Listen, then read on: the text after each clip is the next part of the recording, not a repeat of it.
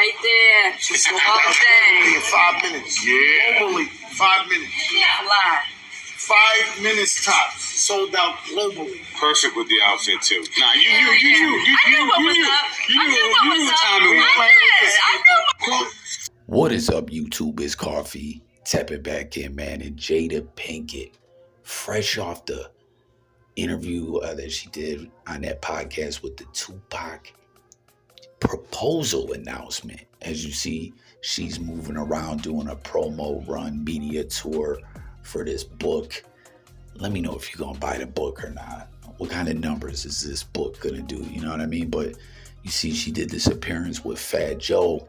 And am I tripping, or does she look a bit ridiculous? As in those Terror Squad Air Force Ones he blessed her with, they look about 8 sizes too big. Let me know if you think she looks ridiculous as well.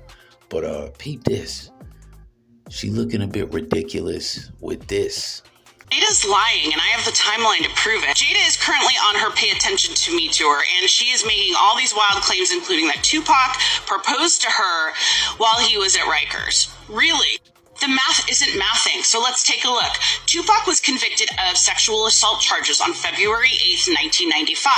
From there, he was sent to Rikers Prison, only to be transferred less than a month later to Clinton Correctional Facility.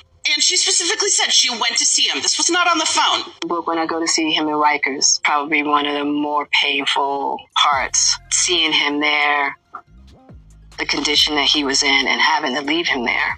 Cool. So prior to going into Rikers, Tupac already had a girlfriend named Keisha. He proposed to Keisha, her words, in a September 2011 interview. He proposed to Keisha before he even went into prison. They were already engaged.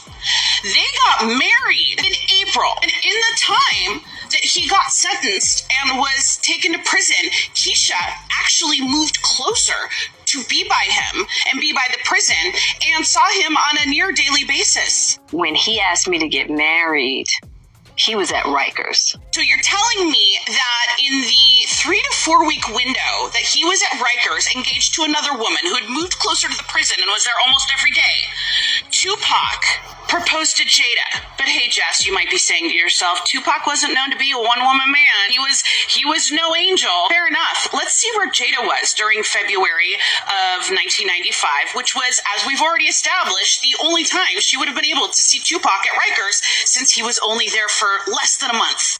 See, Jada had already met Will Smith in 1994 on the set of Fresh Prince for Bel-Air, but Will Smith was married, and so nothing happened between them.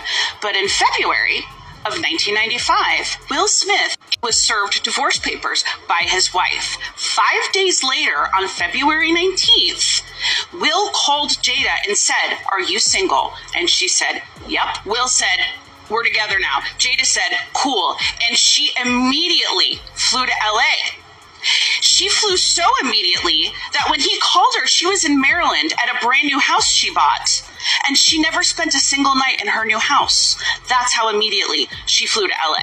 You know, when, in all that time, did you visit Tupac at Rikers and get this fucking proposal? And for the record, Keisha and Tupac stayed married for about 10 months. They got their marriage annulled about 4 or 5 months after Tupac was released from prison. He was bailed out by Suge Knight. It wasn't long after that he met Kidada Jones. Kidada Jones is the daughter of legendary Quincy Jones. Kidada looks a little recognizable. You may know her sister, Rashida Jones, who played Karen on The Office.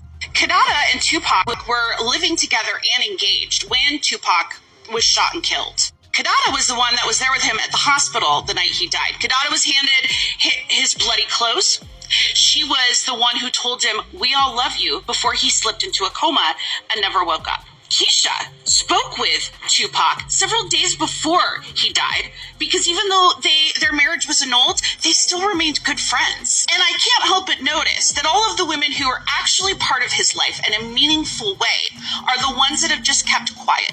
They've kept silent. They've kept their memories to themselves and not tried to use a dead man as their limelight. And the person who's squawking about him the most is making claims that can't even be verified and don't make sense from the perspective of a verifiable timeline. Man, so I don't know if y'all seen that. It's been going wild viral in the blogosphere. And old girl did her research with this timeline. I think it seems to be pretty accurate to me.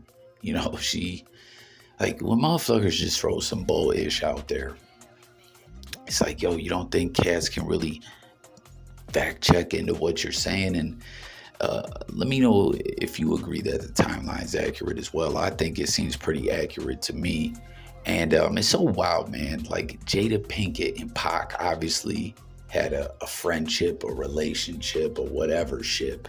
And we know she's been out here on some ish trying to humiliate Will Smith for like 5 years. This weird ass red table talk vibes and all that. I'll pin some below if y'all ain't seen it. I did another video. I think it's a humiliation ritual she's on. But at the end of all that, right, Shorty was like, these other women that Pac had more of a relationship with, they're keeping their mouth closed. You know what I mean? Just like, but like all these other women that Pac had a deeper relationship or whatever it may be, they took their relationship to the next level. It was like official, you know.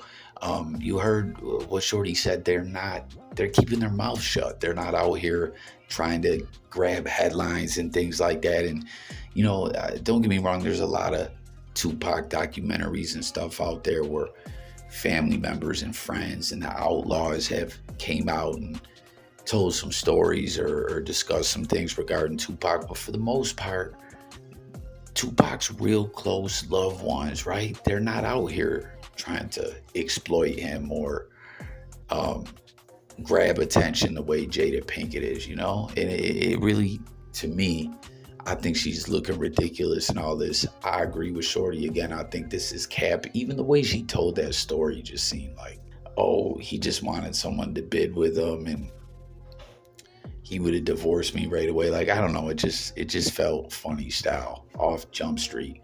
But she's just always come off obsessive to me when it comes to Tupac, right? Do you guys remember the whole thing about the letter that the daughter wrote wanting Tupac to come back to life so the mom could be happy, and then the ish with Will Smith? Like, I don't know. The way Jada Pinkett is moving is funny style and has been for a while. And again, don't forget with the entanglement, that was the son's friend that she was banging, man. Like, Jada Pinkett's just all bad out here. And I agree with the timeline, man. Like, I think Jada Pinkett's lying and trying to exploit Tupac.